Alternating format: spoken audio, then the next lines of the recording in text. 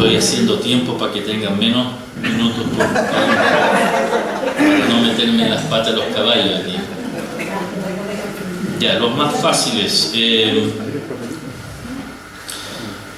Condición: parejas no casados legalmente, por separación, por viudas, supongo. Condición de membresía dentro de la iglesia.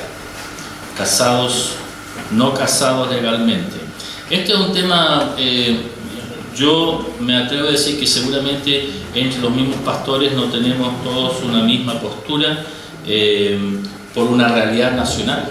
O sea, seamos francos, hay mucha gente hasta hace poco que vivía en una situación irregular y muchas de esas personas, viviendo en esa condición irregular ante la ley, después conocieron al Señor y fueron partícipes en la iglesia. Entonces ahí uno dice, bueno, ¿qué hace en esa situación? ¿Los obliga a casarse?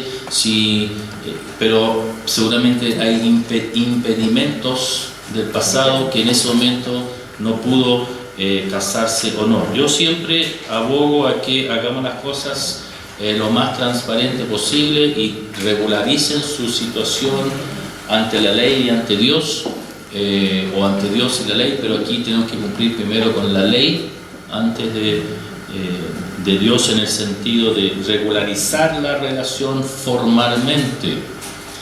Pero sí reconozco que hasta he bautizado personas que por una situación donde no hay forma de resolver por temas porque cuando estamos hablando de una separación involucra a una tercera persona, y cuando no hay ninguna disposición de esa persona de regularizar la situación, vamos a mantener a esta persona atada de manos porque la otra no quiso o el otro no quiso, y una situación de hace años atrás. No es fácil, ¿no? Yo creo, en mi opinión, de que cada caso es particular y no podemos meterlos a todos en el mismo saco, sino que tratar la situación propia, ¿ya? Entonces no me cierro ni a una ni a otra, ni me comprometo con una, sino que hay que tratar la situación. Pero he bautizado personas que estando separados y no han podido regularizar su situación legal, pero se convirtieron al Señor. Entonces sí, después del hecho, pero estando atados de manos, que no podían regularizar eso. Siempre tratando de dejar las cosas claras en limpio, pero cuando se llega a un punto donde ya no hay otra solución, ahí yo no me he complicado. Es preocupante el error doctrinal al escuchar alabanzas que hablan sobre el Espíritu Santo de manera incorrecta. ¿De acuerdo? Tenemos que tener cuidado con los contenidos de las canciones que nosotros usamos. Una de las formas que tenemos antiguamente, cuando aprendíamos coritos, lo aprendíamos de memoria, nadie nos proyectaba nada y simplemente aprendíamos de chico, y todos, ¿se acuerdan? Eran todos coritos, ahora son alabanzas, pero cuando cantábamos coritos eran porque lo aprendíamos de memoria, y las que leíamos estaban en el himnario, los himnos, y así diferenciamos una de otra. Hoy son cantos o son alabanzas y todo se proyecta.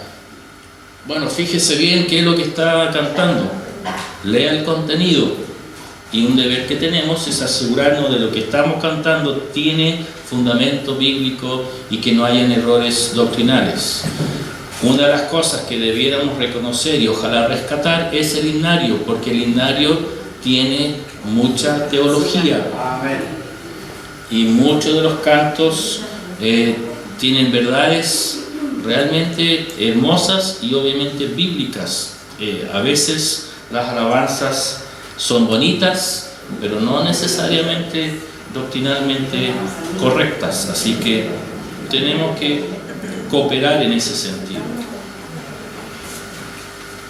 El pastor, por ejemplo, esta mañana nos corrigió en uno de los coritos que estábamos cantando y tenemos que hacer eso. Si hay un error, no significa bótenlo, sino que corríjanlo nomás. Pastor, sí. Lo que pasa es que yo fui la persona que hizo ese comentario, pero no solamente con la alabanza, sino también porque yo personalmente lo escuché y estuve con algunas personas en nuestra ciudad, ¿no? Aquí, donde el Espíritu Santo lo tienen como aparte. Entonces, de ahí era a lo mejor también un comentario de que una alabanza que me llamó la atención, donde se decía Espíritu Santo ven, Espíritu Santo ven. Y cuando oraban, también pedían al Espíritu Santo. Entonces, a mí eso como que me incomodaba un poco y lo volvimos ahora a corroborar, que una vez que aceptamos al Señor, el Espíritu Santo somos sellados y ya está.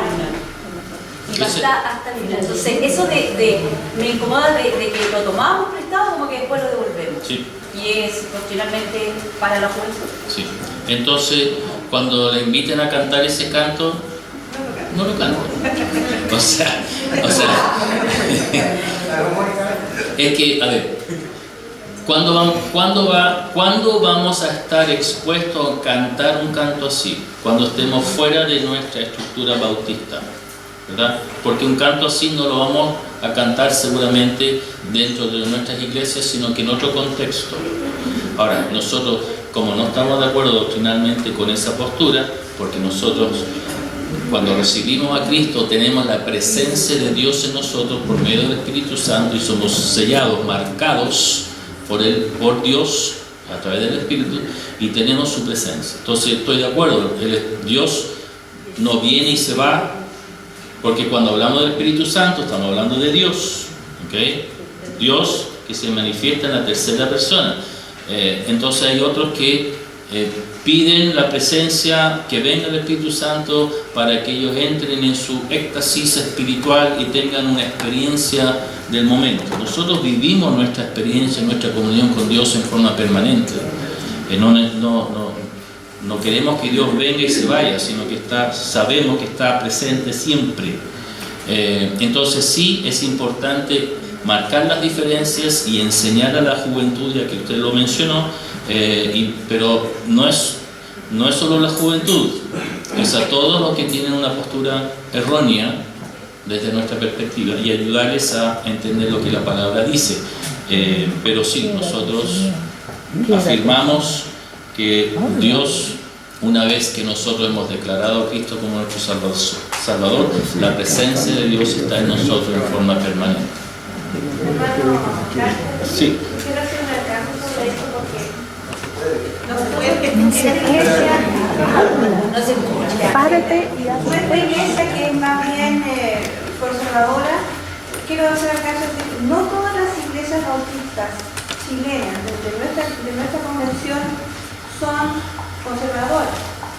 Y podamos encontrar iglesias que practican y que su liderazgo es más tirado hacia el aspecto pentecostal. Entonces, cuando uno va a una iglesia X de cualquier lugar de Chile, no siempre va a encontrar una visión como la nuestra. Por eso yo creo que hay que aclararlo, porque algunos hermanos pensarán que somos todos iguales, no somos todos iguales. Exacto, sí.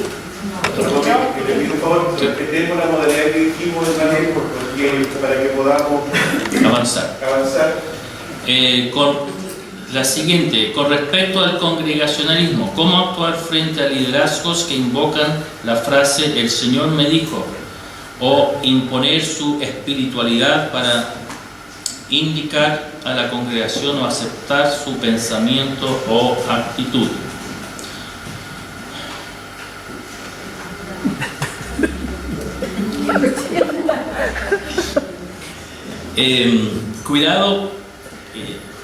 Cuidado con ese mensaje que Dios me dijo, especialmente cuando dicen tengo palabra nueva para usted, hermano.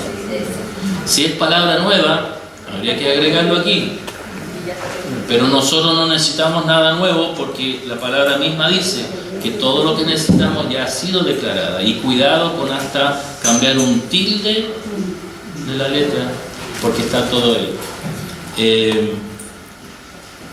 A mí varias veces me han dicho, pastor, el Señor me reveló esto para usted. Tuve un sueño. Yo escucho atentamente, los escucho. No necesariamente significa que voy a hacer caso, pero estoy atento. Yo sí creo que Dios aún habla directamente a las personas y habla a través de los sueños. Pero si ese mensaje no tiene fundamento bíblico, entonces para mí no tiene validez. Por eso digo, escucho lo que tienen que decir y ahí discierno si tiene fundamento bíblico o no. Y así es como yo marco si ese mensaje tiene validez para mí o no. Es un ejercicio personal. Pero también yo trato de orientar a la persona en que, bueno, cuando tú escuchaste esto, cuando tú sentiste esto, cuando tú soñaste esto, Dios te lo reveló también, te lo confirmó a través de la palabra o no. Entonces, tratando de ayudar a esa persona a también entender de que lo que ella pueda percibir como palabra de Dios tiene que tener fundamento bíblico. ¿Cómo sabemos, hermanos, si lo que alguien nos habla es correcto? Porque, hermanos, no tiene que ser necesariamente alguien que se acerque y le diga, ¿saben que el Señor me reveló esto? ¿Qué deberían estar haciendo ustedes? ¿Y qué es lo que están haciendo a través de las preguntas o los comentarios? Es que ustedes en este momento me están controlando, me están evaluando si lo que yo estoy diciendo es correcto o no. Cada vez que ustedes escuchan un mensaje a un predicador, cada vez que ustedes escuchan a un maestro de la escuela dominical o un estudio bíblico, lo que sea, siempre que alguien se para a hablar, el que escucha tiene que ver si está correcto o no. ¿Y cómo lo sabemos? Esta es nuestra guía. Por lo tanto, tenemos que rescatar lo bueno y la verdad es que sí, hay un tema ahí de que imponer la espiritualidad y como decía la hermana, muchas veces algunos quieren imponer la espiritualidad en la sensación del momento por sobre la palabra de Dios. Y nosotros somos una iglesia cristocéntrica, por lo tanto Cristo es Señor y el Espíritu Santo, el rol del Espíritu Santo es llevarnos a esa comunión con Jesucristo. No es que el Espíritu Santo sea menos que Cristo, su rol es distinto. Entonces nosotros no nos centramos en el Espíritu Santo, sino que permitimos que el Espíritu Santo obre para que nos lleve a nuestra entrega y nuestra rendición, nuestra sumisión al señorío de Cristo en nuestras vidas. Entonces es una interpretación distinta al rol de cuál es el rol del Espíritu. Pero nosotros como bautistas somos cristocéntricos. Y el decir que ahí empieza ese juego de, entonces ustedes no son espirituales. Claro que somos espirituales, porque el Espíritu Santo es el que nos guía, ¿no? Somos espirituales, pero el Espíritu Santo nos guía a nuestro sometimiento a Jesucristo. Entonces, yo no necesito en lo personal esta sensación de un éxtasis espiritual. Y no estoy diciendo que no existen. Pablo tuvo sus experiencias. Y todos creo que en algún momento hemos sentido de alguna forma muy especial y difícil de explicar una sensación única de la presencia de Dios en ese momento. Ese es vivir un momento espiritual único y personal. Pero nosotros vivimos nuestra espiritual en el día a día, en nuestra relación con Dios, y buscamos el cada vez dejar que Cristo reine, que Él sea soberano, que Él sea Señor de nuestra vida. Si nosotros si nosotros decimos que Cristo es nuestro Señor, eso implica que somos súbditos. ¿Cómo se dice esa palabra? Ya, ustedes saben mejor que yo. Por lo tanto, yo tengo que ponerme a su disposición y yo tengo que obedecer lo que el Señor me indica. Él reina, yo obedezco. Y así vivo la espiritualidad. Ya, podemos seguir. Y estos dos, en cierta forma, vamos a ver si contestamos en el estudio que viene ahora. El primero, hablando del congregacionalismo, el punto 1 en la hoja, donde está el versículo 47 de Hechos, dice que el Señor añadía a los que habían de ser salvos. ¿Cómo interpreta lo relacionado al organismo voluntario?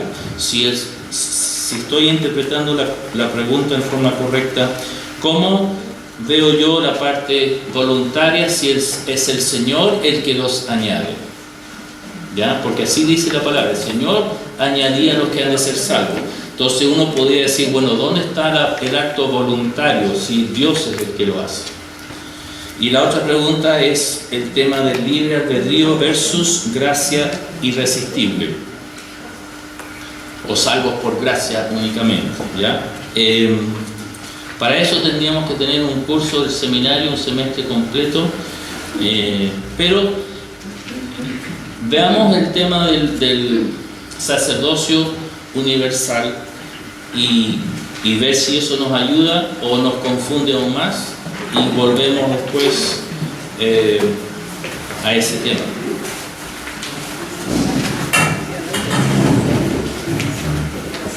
En realidad lo que estoy haciendo es tiempo para ver si se nos acaba y después no vamos a poder atender la pregunta. No, aquí vamos a ver si...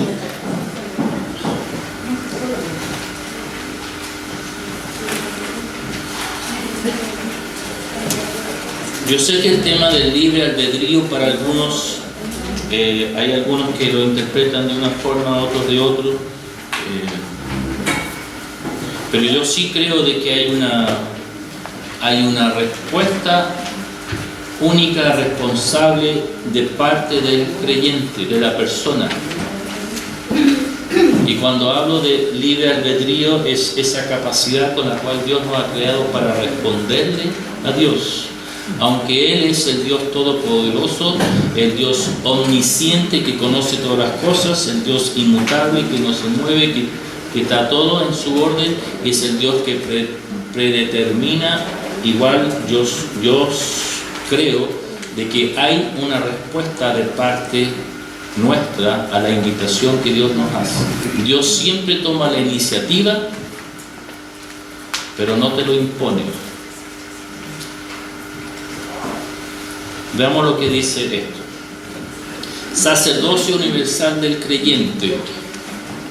¿Estamos en la hoja? Sacerdocio universal del creyente. Uno de los principios básicos que creen y practican los bautistas, recuerden, este es bautistas, ¿ya? No es solo yo. Es que cada persona es responsable por su relación con Dios.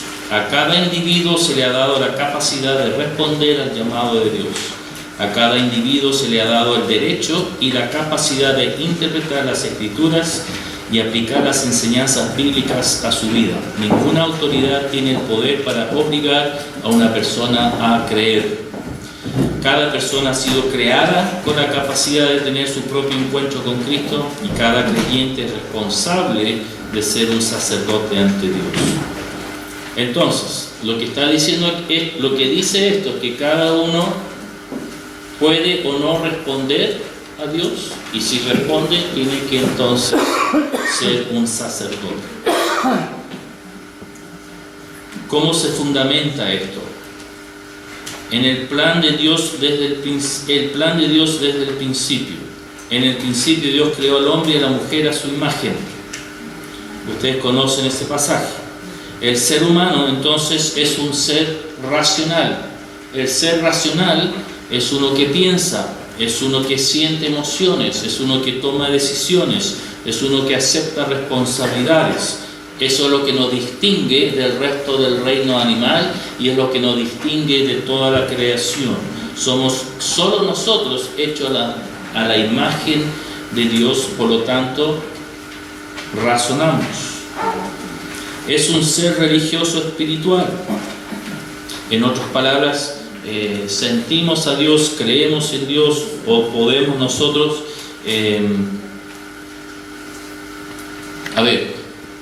si uno hace un estudio antropológico del ser humano y uno estudia las civilizaciones antiguas, todos han tenido su sistema de creer en alguna deidad, un sistema religioso. Los arqueólogos, cuando hacen sus excavaciones, siempre descubren evidencia de que esta civilización adoraba a algún dios. Entonces, el hombre ha sido creado con esta necesidad de reconocer a un ser o seres supremos. El ser humano es un ser moral que distingue entre el bien y el mal.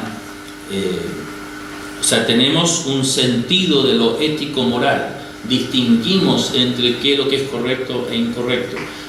Cuando nos comparamos, cuando nos comparamos al resto de la creación. Esto es lo que nos distingue a nosotros del resto de la creación, y nosotros como cristianos bautistas creemos en que esa creación es a la imagen de Dios.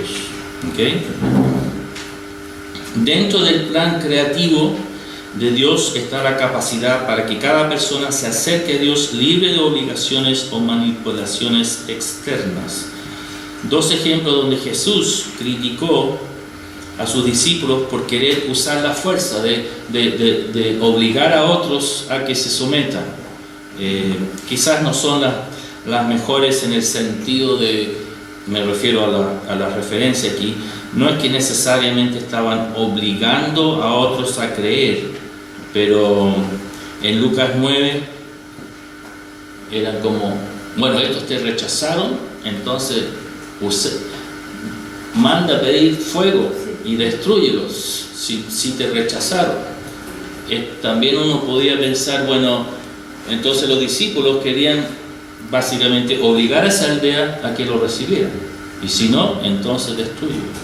La otra es cuando Pedro le corta la oreja al soldado romano y Jesús lo reprende y dice, no es por la fuerza que queremos que crean, ¿ya? Sino que queremos que cada uno pueda responder. Dentro del plan creativo de Dios está esta capacidad para que cada persona se acerque a Dios. Ya, entonces, si entendemos este principio, Dios nos crea con estas capacidades, nos crea con la capacidad de pensar, de razonar, de tomar decisiones, somos un ser inteligente. Seguimos entonces con esta línea. Su pueblo, el propósito de Dios para su pueblo se expresa, hay un espacio hay que poner, se expresa en su pacto con Abraham. Génesis 12, 1 al 3. Alguien por favor que lea Génesis 12, 1 al 3.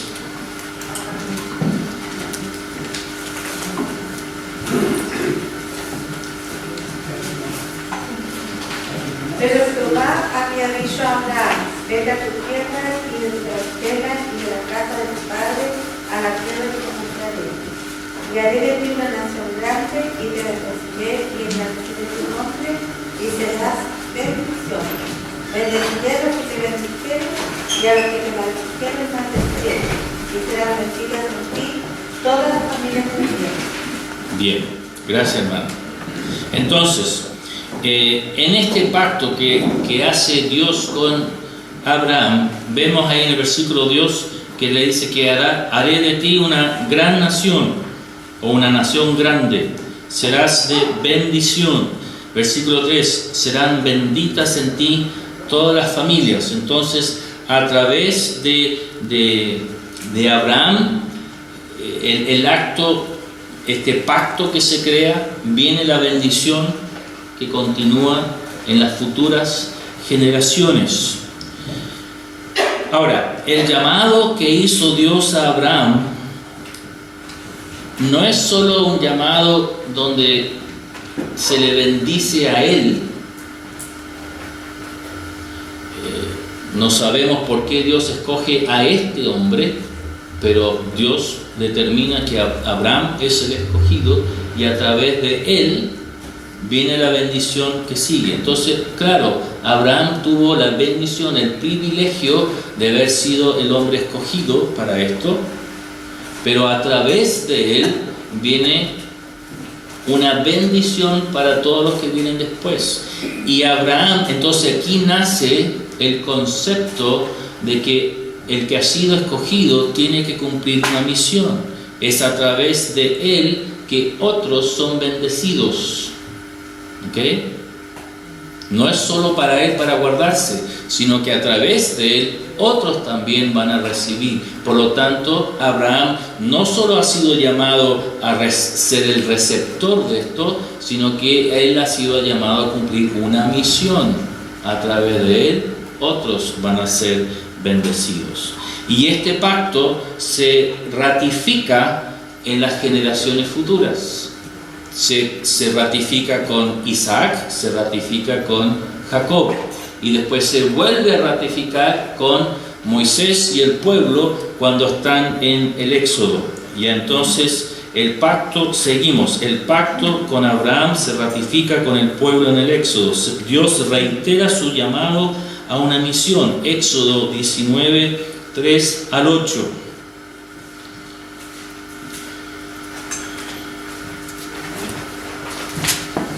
Y Moisés subió a Dios, y Jehová lo llamó desde el monte diciendo: así dirás a la casa de Jacob, y anunciarás a los hijos de Israel: vosotros visteis lo que hizo a los egipcios, y cómo los tomé sobre alas de águilas, y os he traído a mí. Ahora pues, si hubiereis oído mi voz, y guardareis mi pacto, vosotros seréis mi especial tesoro sobre todos los pueblos, porque mía es toda la tierra. Y vosotros me seréis un reino de sacerdotes y gente santa. Estas son las palabras que dirás a los hijos de Israel. Entonces vino Moisés y llamó a los ancianos del pueblo y expuso en presencia de ellos todas estas palabras que Jehová le había mandado. Y todo el pueblo respondió a una y dijeron: todo lo que Jehová ha dicho, haremos. Y Moisés recibió a Jehová las palabras del pueblo. Gracias, hermano. Entonces, vemos ahí esta promesa que Dios entonces vuelve a repetir o vuelve a ratificar ahora.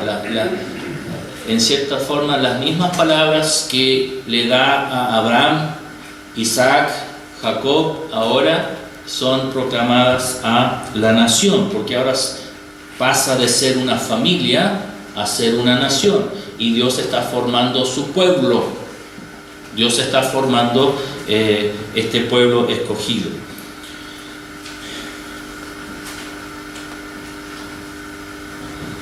Entonces, en este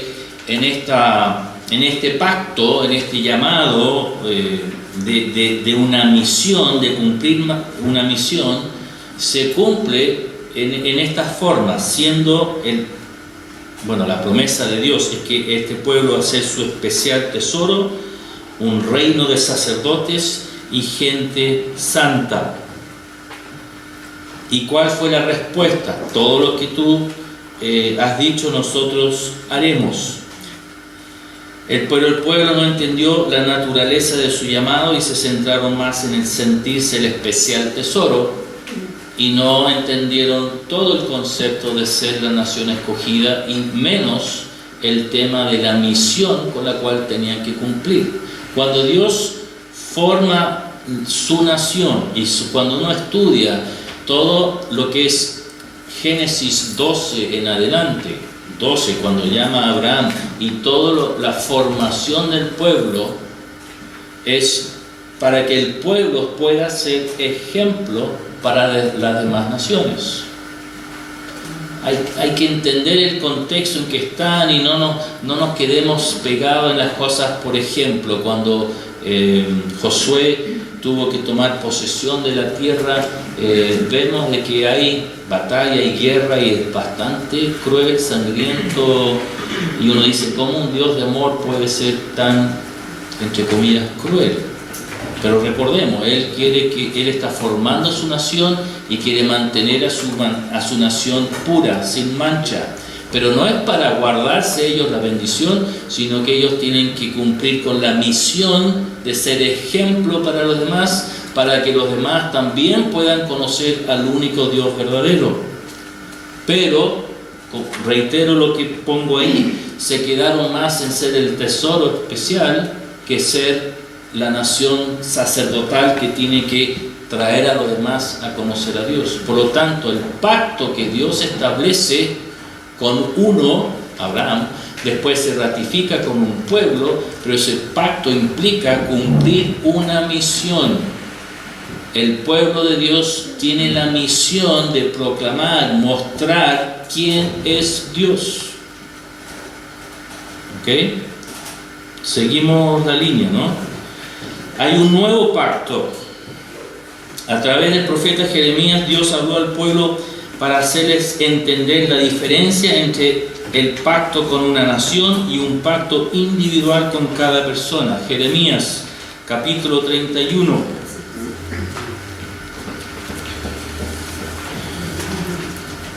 Versículo 29 al 34. Dice, lea nomás. En aquellos días no dirán más: los padres comieron las uvas agrias y los dientes de los hijos tienen la mentira, sino que cada cual morirá por su propia maldad. Los dientes de todo hombre que comiere las uvas agrias tendrán la mentira. He aquí que vienen días, dice Jehová, en los cuales haré un nuevo pacto con la casa de Israel y con la casa de Judá. No como el pacto que hice con sus padres el día que tomé su mano para sacarlo de la tierra de Egipto, porque ellos invalidaron mi pacto, aunque fui yo un marido para ellos, dice Jehová. Pero este es el pacto que haré con la casa de Israel después de aquellos días, dice Jehová. Daré mi ley en su mente y la escribiré en su corazón, y yo seré a ellos por Dios, y ellos me serán por pueblo. Y no enseñará más ninguno a su prójimo, ni ninguno a su hermano, diciendo: conoce Jehová, porque todos me conocerán, desde el más pequeño de ellos hasta el más grande, dice Jehová. Porque perdonaré la maldad de ellos y no me acordaré más del pecado. Gracias, hermano. Jeremías ha sido llamado como profeta para dar palabra de aliento y ánimo a un pueblo que ha sido conquistado y llevado al cautiverio. Y recuerden que también Jeremías les dice: oye, acostúmbrense, ustedes van a estar ahí en exilio por 70 años. Adáptense, cásense, tengan hijos. Pero esto va a durar un tiempo y luego van a volver. Ánimo, Dios no los ha abandonado, Dios no los ha desamparado. Pero lo que acaba de leer la hermana dice aquí de que muchos descansaban en la excusa de que están pagando por los pecados de otros, de sus antepasados. Nuestros malos ratos no es culpa nuestra, sino que culpa de los que vinieron antes de nosotros, como que lavándose las manos de su propia maldad. Y dice claramente, ya no podemos quejarnos de lo que hicieron otros. Cada uno es responsable ante Dios. 30 de los que tienen ahí, el versículo 30, sino que cada cual morirá por su propia maldad. Cada uno responderá ante Dios. Entonces, este pueblo, esta nación que siempre ha pensado culturalmente de que son el pueblo escogido de Dios, por lo tanto hay un privilegio especial porque fluye por nuestra sangre, literalmente por su raza son escogidos y especiales y mejores que todos los demás, por lo tanto tienen garantizado su presencia con Dios para siempre. Pero aquí Jeremías está dejando en claro: un momento, aquí hay una responsabilidad personal y cada uno responderá por su cuenta. Cada uno tendrá que dar cuentas ante Dios. No es solo una cosa colectiva, sino que una cosa individual. Por lo tanto, el nuevo pacto que tenemos en Cristo ratifica eso. Seguimos en la hoja. Nuevo pacto en Jesucristo. El amor de Dios es su motivación para ofrecer a todo aquel que en Él cree. Ahora, hermanos, antes de entrar en esto, tenemos que entender de que de lo colectivo en la mente, escúcheme bien, en la mente del pueblo de Israel tiene que haber una transición de lo colectivo a lo personal. Y al final, Dios rechaza a la nación de Israel. Ahora, ¿por qué fue rechazado? ¿Por ser un pueblo malo? No, Israel era un pueblo bueno, como cualquier otro pueblo. No podemos decir que eran malos como pueblo, como nación, era un pueblo bueno. Por inmoral, Israel tenía una moral elevada. Por no ser un pueblo religioso, sabemos que eran muy religiosos. Por no creer en Dios, ellos creían en Dios Jehová. Por no adorar a Dios, obviamente adoraban a Dios y tenían sus fiestas y tenían que hacer sus peregrinaciones al templo, etc. Era un pueblo religioso, era un pueblo que adoraba y era un pueblo que creía en Jehová. Pero ¿por qué rechaza Dios al pueblo? No es solo por el pecado, sino porque nunca comprendieron cuál es su misión. ¿Cuál es el propósito por el cual Dios los escoge o los forma? Tienen que cumplir una misión, el rol sacerdotal de la nación en el mundo que Dios ha creado. Y es ahí donde el pueblo de Israel se equivoca. Por lo tanto, ahora no es a consecuencia de eso, sino que dentro del plan de Dios viene entonces este pacto individual, personal de cada uno. Y ahí entonces es el rol de la segunda persona, el Hijo de Dios, el pacto que tenemos en Jesucristo. El amor de Dios y su motivación para ofrecer. Estoy en la hoja ahora. Creo que es la última hoja del paquete. El amor de Dios.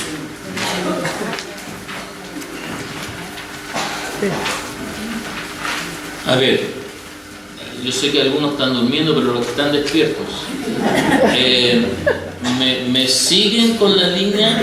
Estamos hablando de que Dios llama a una persona, a través de esa persona forma una nación.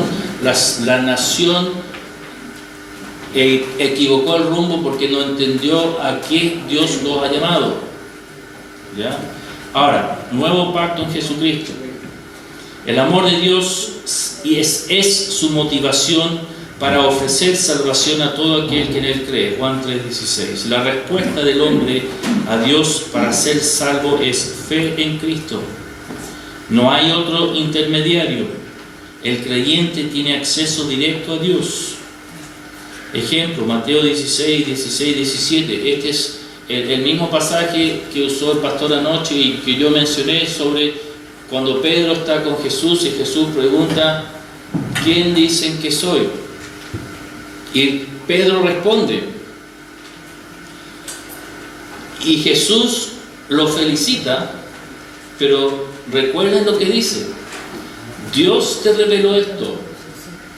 No es algo que tú inventaste, no es algo que tú pensaste, sino que Pedro recibió revelación directa de Dios, no por un intermediario. No porque alguien le enseñó eso en la escuela dominical, no porque él escuchó a algún pastor predicarlo, sino que Dios le reveló. Dios se relaciona directamente con nosotros. Por lo tanto, nosotros tenemos relación directa con Él. ¿Okay? No me estoy metiendo en el tema que fue revelado, sino que el hecho que Dios reveló. Dios habló, Pedro escuchó, porque hay una relación directa. ¿Okay? Y esto se logra, esta relación, nosotros postulamos que es la relación se restablece con Dios por medio de Jesucristo. Ese es el rol de la segunda persona, de proveer a nosotros el puente para poder volver a tener comunión con Dios, esa comunión que se quebró con el pecado original.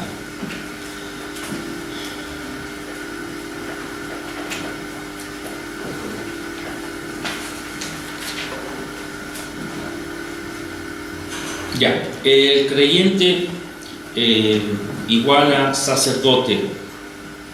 El Nuevo Testamento da continuidad a las enseñanzas del Antiguo Testamento. Primera de Pedro, capítulo 2.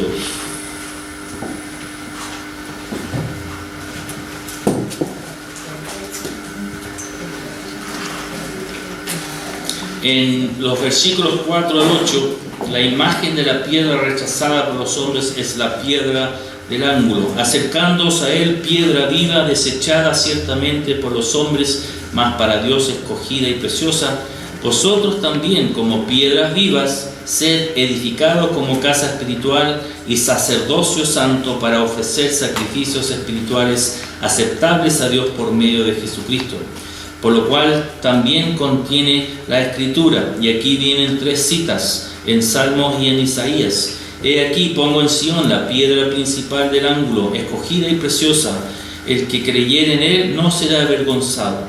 Para vosotros, pues, los que creéis, él es precioso, pero para los que no creen, la piedra que los edificadores desecharon ha venido a ser cabeza del ángulo y piedra de tropiezo y roca que hace caer.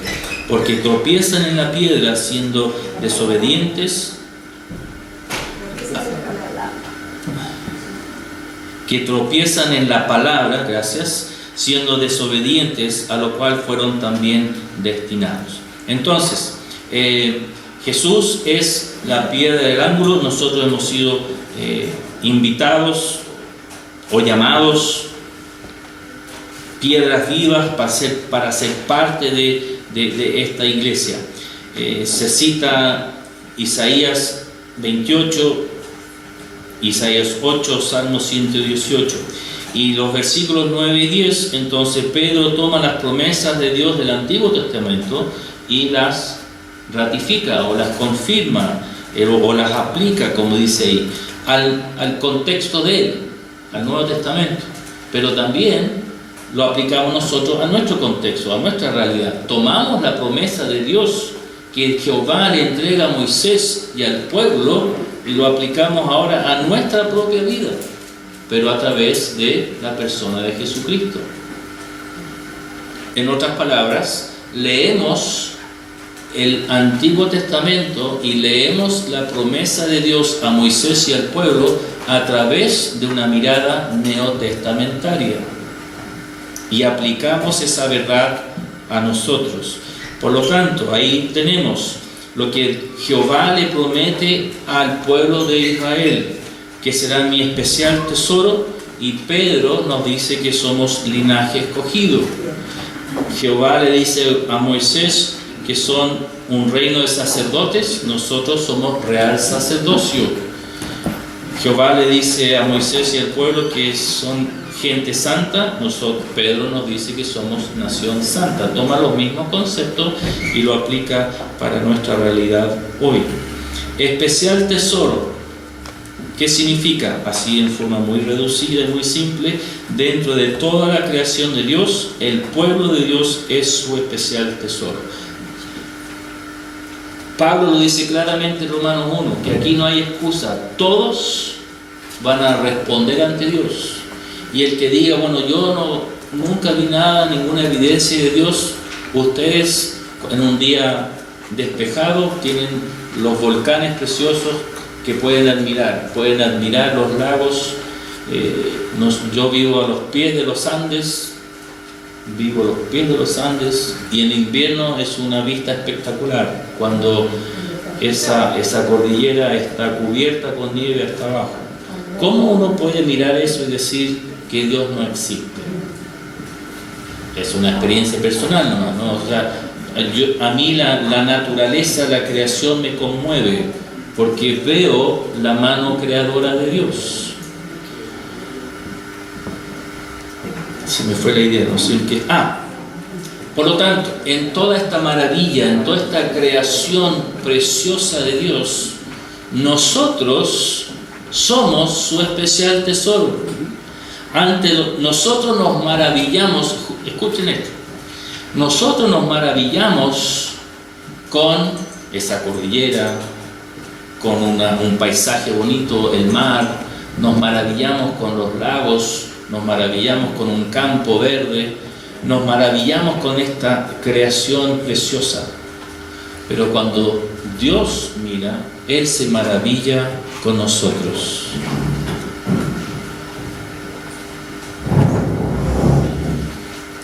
Volvamos al ejercicio que hizo Patricia en la mañana.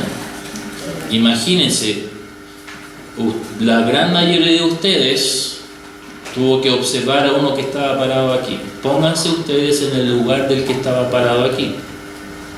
Está expuesto ante todo el resto.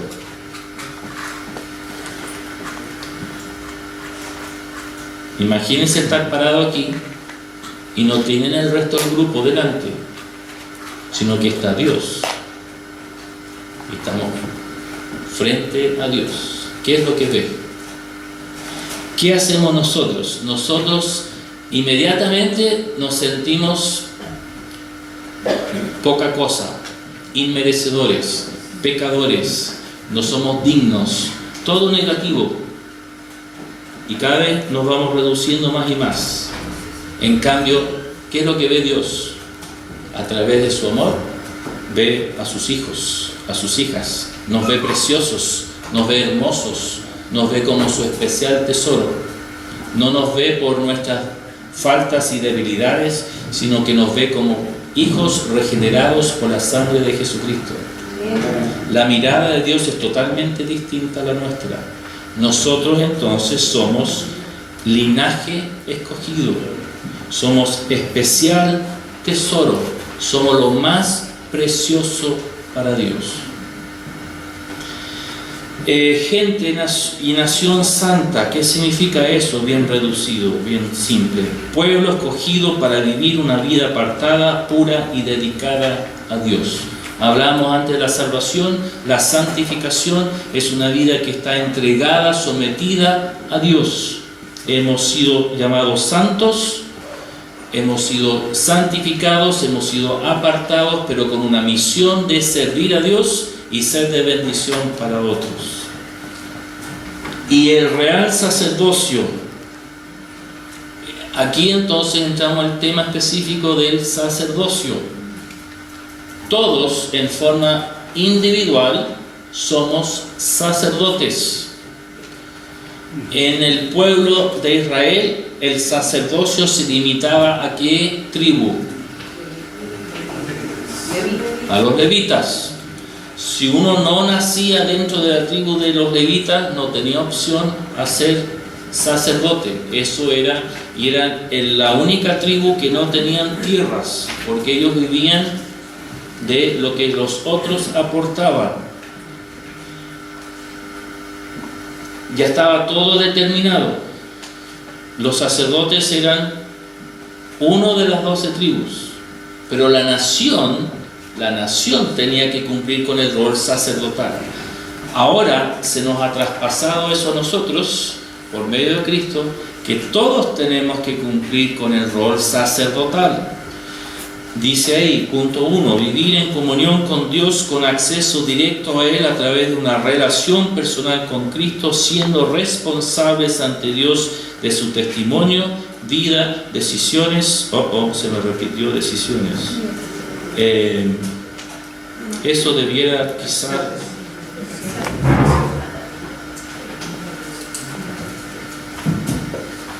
Tengo mi apunte aquí. Acciones. Pero obviamente podemos seguir agregando cosas. Alguien dijo relaciones también. O sea, todo que venga de parte de decisiones que tomamos. Nosotros respondemos en forma individual ante Dios. Yo tengo acceso directo ante Dios y respondo ante Él. ¿Ya? Pero a la vez también tenemos ese otro rol, ser la voz de Dios ante el mundo, entregando el mensaje del Evangelio de Jesucristo, siendo ejemplo en testimonio, en vida, en acciones y decisiones. Son los mismos conceptos, pero yo respondo ante Dios por esto, pero también doy testimonio a través de esto al mundo. Entonces hay una responsabilidad doble. Como sacerdote, el sacerdote era el que llevaba las ofrendas, los sacrificios, los holocaustos, las oraciones, las plegarias del pueblo a Dios. Era el representante del pueblo ante Dios, pero a la vez era el representante de Dios ante el pueblo. Entonces tenemos nosotros esa doble función. Por lo tanto, esta misión a la cual fue llamado el pueblo y no cumplió, ahora ha sido traspasado a la iglesia, a nosotros, y cada uno que es integrante de ese colectivo tiene la responsabilidad de cumplir como un sacerdote en esta vida en que estamos. Hay una responsabilidad colectiva de la iglesia con mayúscula, hay una responsabilidad colectiva de las iglesias locales con minúscula, pero también hay una responsabilidad individual de cada uno de nosotros, porque cada uno de nosotros vivimos nuestra comunión con Dios. Por lo tanto, Dios no nos ha llamado solo a entregarnos a Él, sino que nos llama al entregarnos a Él, nos prepara para servir en este mundo en que estamos. Entonces, en ese sentido, obviamente tenemos esta doble función. Ahora, hay algunos que tratando de estoy volviendo ahora a las preguntas, porque obviamente ya terminamos este tema y es muy posible que se le hayan ocurrido otras preguntas, pero quedó este tema del libre albedrío y gracia irresistible. Ahora, yo creo plenamente en que somos salvos por gracia, porque Dios es el que salva, no uno. Dios es el que nos da ese don, es un don no merecido, es un regalo que no merecemos y Dios nos da eso. Pero también cuando leo de que tenemos, que se manifiesta la recepción de esa gracia por medio de la fe, yo veo ahí una respuesta del individuo. Dios ofrece y yo respondo. Entonces, hay algunos que postulan de que, bueno, Dios ya ha predeterminado, por lo tanto, estos son los que van a ser salvos. Y Él es el dueño de la verdad, absolutamente de acuerdo. Él es el que lo sabe todo, absolutamente de acuerdo. Pero dentro de ese misterio de Dios, a nosotros nos ha creado con esa capacidad de responder o rechazar. Y nosotros como bautistas siempre hemos apelado a salvos por gracia, por medio de la fe. Dios es el que salva y yo respondo a la invitación que Él me ofrece. Yo respondo por fe en Él. Voy a limitar a eso. Ahora, el libre albedrío tiene que ver con lo que yo interpreto como libre albedrío, esa capacidad que Dios me ha dado a mí de aceptarlo o rechazarlo. Si yo, por ejemplo, cito Juan 3:16, porque de tal manera amó Dios al mundo, no a algunos, sino que Dios ama a todos. Ahora, también sé que dentro de eso, Dios sabe. Dios es dueño de toda la verdad y Él sabe quién es y quiénes no. ¿Cómo compatibilizo eso? De nuevo, este es uno de esos temas donde yo no pierdo el sueño en la noche. ¿quién soy yo para tratar de responder a estos misterios de Dios? Yo no dudo en absoluto que Dios es absoluto, inmutable. Él lo sabe todo. Y estos misterios es como, pero yo sí creo que hay una responsabilidad nuestra. Yo acepto o rechazo. Y es muy claro, el que rechaza sabe cuál es su destino. Y el que acepta también sabe cuál es su destino. Pero sí creo de que hay una responsabilidad propia de cada uno. Después de todo, cuando llegará el momento, tendremos que rendir cuentas ante Dios. Y el único que aboga por nosotros es Jesucristo, que va a estar sentado a la diestra y Él va a decir, este es un corderito y este es una oveja. Este para allá y este para acá.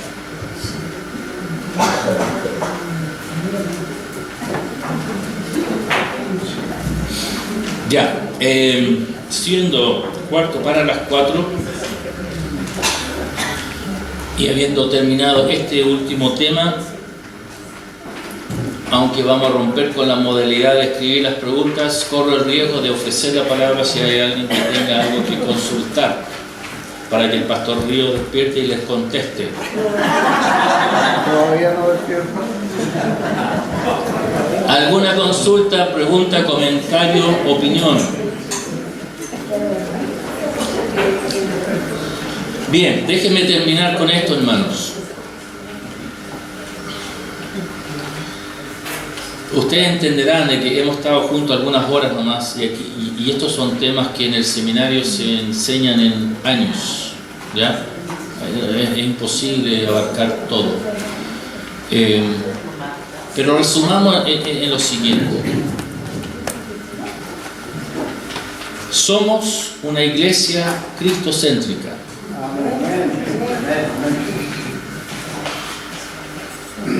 Somos una iglesia autónoma en el sentido de que respondemos en forma individual sin ser obligados o sometidos por otros y respondemos solamente a Cristo como Señor. Vivimos una comunión con Dios en lo individual, pero también en lo colectivo. Vivimos una comunión con Dios por medio de la relación establecida o reestablecida por medio de la gracia y fe en Cristo Jesús. Y eso implica entonces que nos relacionamos el uno con el otro. Hay una comunión entre hermanos, la comunión vertical y la comunión horizontal. El gran mandamiento es el gran mandamiento, no son los dos grandes mandamientos, es el gran mandamiento, no podemos separar una de la otra. Y el mismo Juan dice que si yo digo que amo a Dios pero desprecio a mi hermano, soy mentiroso, así de clarito lo dice. Entonces, vivimos una comunión. Por lo tanto, como iglesia, como familia espiritual, tenemos también, tenemos que entender, hermano, de que Dios nos ha llamado no solamente a tener comunión con Él, no solamente a relacionarnos con Él, sino que Él nos ha llamado a cumplir una misión. Y esa misión va en línea con, ¿se acuerdan lo que dije desde un principio? El plan redentor de Dios. Lo que Dios ha hecho a través de toda la historia, desde un principio, siempre ha sido una obra redentora. Desde que el hombre cayó en pecado, desde que Eva se dejó engañar, Dios ha estado siempre cumpliendo su plan redentor y nos ha llamado a nosotros a ser su instrumento por la cual Él cumple esa misión.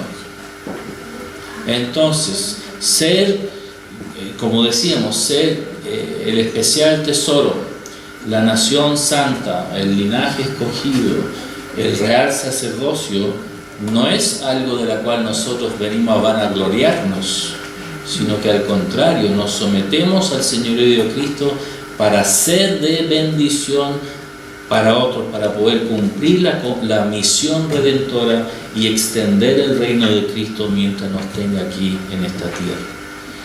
Entonces, todas estas doctrinas que podamos estudiar nos ayudan, nos ordenan en nuestros conocimientos, nos ayudan, nos ordenan en nuestra identidad, quiénes somos. Pero hermanos, tenemos que entender de que nosotros, claro, podemos pasar días, semanas, meses estudiando doctrina, pero todo eso tiene que llevarnos y motivarnos a ser el pueblo que obedece a la misión que ha sido llamada. Y como bautistas, nuestra historia siempre ha sido que somos no solo, yo comencé diciendo que éramos conocidos como el pueblo o la denominación de la palabra, pero nosotros también no solamente somos el pueblo de la palabra, sino que somos el pueblo que cumple la misión de evangelizar, de proclamar a Cristo Jesús. Y siempre hemos sido identificados como una iglesia misionera, una congregación, una denominación, un pueblo misionero. Eso es lo que Dios siempre hizo a través de los hombres, de las mujeres, las familias, los linajes, la nación, es cumplir la misión. Y la misión es que todos puedan conocer a Dios. Así que, hermanos, los desafío a que tomen este material, profundicen, lean, estudien, pero siempre preguntando qué es lo que Dios quiere de mí en su misión, y que toda esta información nos ayude, nos capacite para ser mejores siervos útiles en la causa de nuestro Señor Jesucristo. Muchas gracias, hermanos, por su atención, por aguantarme y por no quedarse dormido, y especialmente por su pregunta, su participación, y espero que esto haya sido de bendición para cada uno de nosotros.